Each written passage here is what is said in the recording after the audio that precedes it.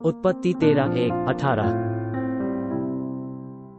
उत्पत्ति 13:1। तब अब्राम अपनी पत्नी और अपनी सारी संपत्ति लेकर लूत को भी संग लिए हुए मिस्र को छोड़कर कनान के दक्षिण देश में आया। उत्पत्ति 13:2। अब्राम भेड़ बकरी गाय बैल और सोने चांदी का बड़ा धनी था।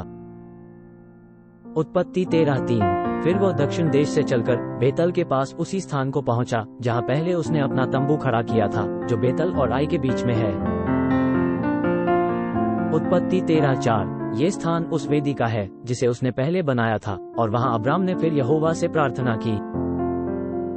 उत्पत्ति 13:5। लूत के पास भी, जो अब्राम के साथ चलता था, भेड़ बकरी गाय बैल और तंबू थे।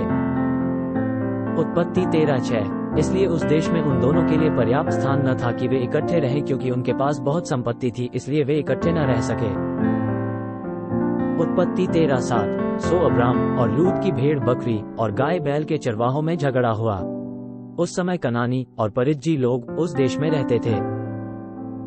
उत्पत्ति 13:8। तब अब्राम लूत से कहने लगा, मेरे और तेरे बीच और मेरे और तेरे चरवाहों के बीच में झगड़ा न होने पाए, क्योंकि हम लोग भाई बंधु हैं। उत्पत्ति 13:9। क्या सारा देश तेरे सामने नहीं? सो मुझसे अलग हो, यदि तू बाईं ओर जाए तो मैं दाहिनी ओर जाऊंगा, और यदि तू दाहिनी ओर जाए तो मैं बाईं ओर जाऊंगा। उत्पत्ति 13:10। तब लूत ने आंख उठाकर यरदन नदी के पास वाली सारी तराई को देखा कि वह सब सींची हुई है।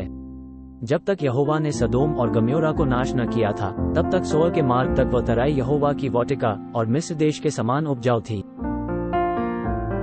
उत्पत्ति 13:11। सो लूत अपने लिए यरदन की सारी तराई को चुन के पूर्व की ओर चला, और वे एक दूसरे से अलग हो गए। उत्पत्ति 13:12। अब्राम तो कनान देश में रहा, पर लूत उस तराई के नगरों में रहने लगा और अपना तंबू सदोम के निकट खड़ा किया। उत्पत्ति 13:13। सदोम के लोग यहोवा की दृष्टि में बड़े दुष्ट और पापी थे। उत्पत्ति 13:14। जब लूत अब्राम से अलग हो गया, तब उसके पश्चात यहोवा ने अब्राम से कहा, आंख उठाकर जिस स्थान पर तू है वहां से उत्तर दक्षिण पूर्व पश्चिम चारों ओर दृष्टि कर। उत्पत्ति 13:15। क्योंकि जितनी भूमि तुझे दिखाई देती है, उस सबको मैं तुझे और तेरे वंश को युग युग के लिए दूंगा। उत्पत्ति 13:16। और मैं तेरे वंश को पृथ्वी की धूल के किंकों के समान बहुत करूंगा, यहाँ तक कि जो कोई पृथ्वी की धूल के किंकों को गिन सकेगा, वही तेरा वंश भी गिन सकेगा। उत्पत्ति 13:17। उठ, इस देश की लंबाई और चौड़ाई में चल फिर, क्योंकि मैं उसे तुझी को दूंगा।